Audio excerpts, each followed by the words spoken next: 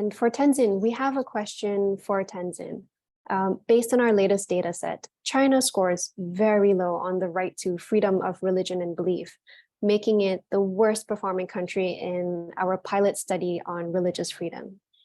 How is civil society pushing back to reclaim their religious rights, particularly Tibetan people who face heightened risks of violations?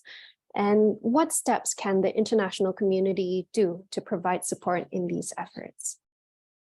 Thank you for this question. Yes, like I said before, the situation as far as the freedom of religion and belief inside Tibet is concerned is really very disturbing.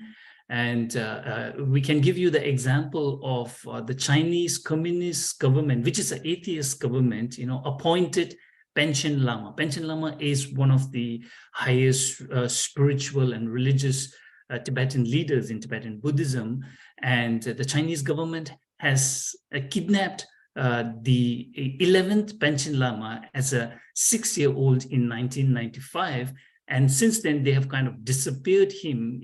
He has been wiped off from the face of the earth. And for the last 28 years, he's been missing and we don't know where he is. And the Chinese government, and in his place, has appointed a fake Chinese Panchen. So we call him the fake Panchen and the Chinese Panchen. And the Chinese government used their entire state and resources to project him as the leader for the Tibetan people.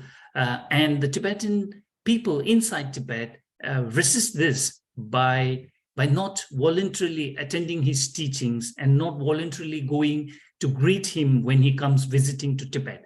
It will be surprising for you to know that being a Tibetan Buddhist leader, he's not based in Tibet, but in Beijing. So whenever he comes visiting to the Tibetan areas, the local authorities have to kind of push the Tibetans to come out and greet him and to attend to his teachings. So they do through a mixture of threats and intimidation, and also at the same time giving them cash incentives to come and greet him and receive him. So Tibetans, resist these kind of Chinese Communist government appointed leaders and basically say that we will not be accepting a Chinese appointed Panchen Lama, and we will only be going for the Tibetan, His Holiness the Dalai Lama recognized figure who has been missing for the last 28 years. So that is one way of the Tibetans resisting the Chinese attempts. And there's a movement inside Tibet called the Lakar movement, which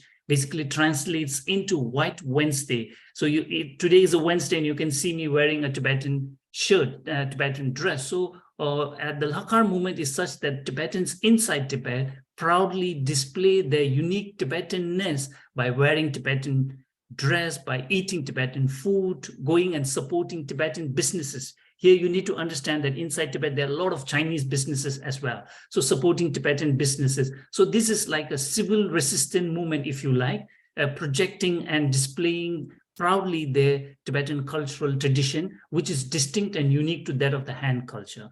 So that is one way of resisting. And another thing is, in spite of a lot of restrictions placed by the Chinese government, if you look at a place like Lhasa, which translates into land of the gods, this is a huge pilgrimage center for Tibetans, just like Mecca is for Muslims.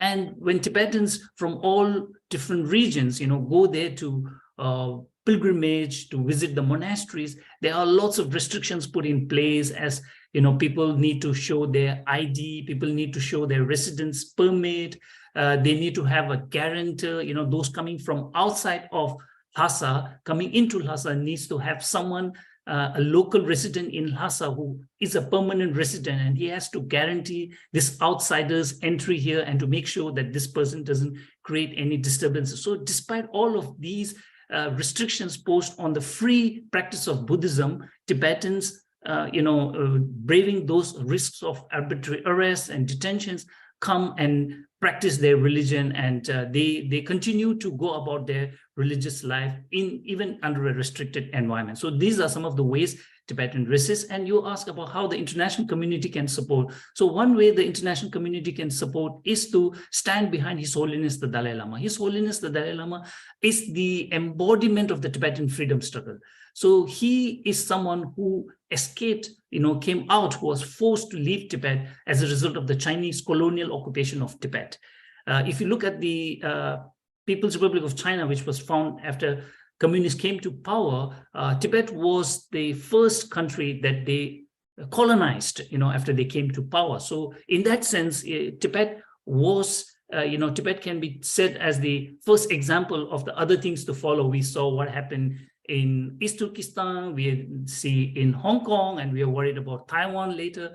So Tibet kind of was the first country that was colonized by the communist China, and the West at that time could not do much. So I think what the West can do now is to stand behind His Holiness the Dalai Lama and to support support his reincarnation, because Chinese government is trying to politicize his reincarnation, the 15th Dalai Lama, just like the Chinese government appointed Panchen Lama. They want to have a Chinese appointed Dalai Lama as well, so that they can show to the world that Tibet belongs to us now. We have the Dalai Lama, we have the Panchen Lama, the ones that they prop up, So the government needs to support His Holiness the Dalai Lama and to come out with official statements saying that the reincarnation is a purely religious affair, which the Dalai Lama has full control over, and that the governments will not allow Chinese government to politicize this purely religious process. So that is one thing the governments, international communities can do. The other thing the international communities can do is to be more strong enough to stand up to China and to hold China accountable for all its atrocities, not just on on Chinese soil in East Turkestan, inside Tibet, but also abroad, through the transnational aggression that they carry out. So the governments need to be, strong enough to hold China to account. Thank you very much, Tenzin. And that was quite an inspiring story of peaceful civil resistance.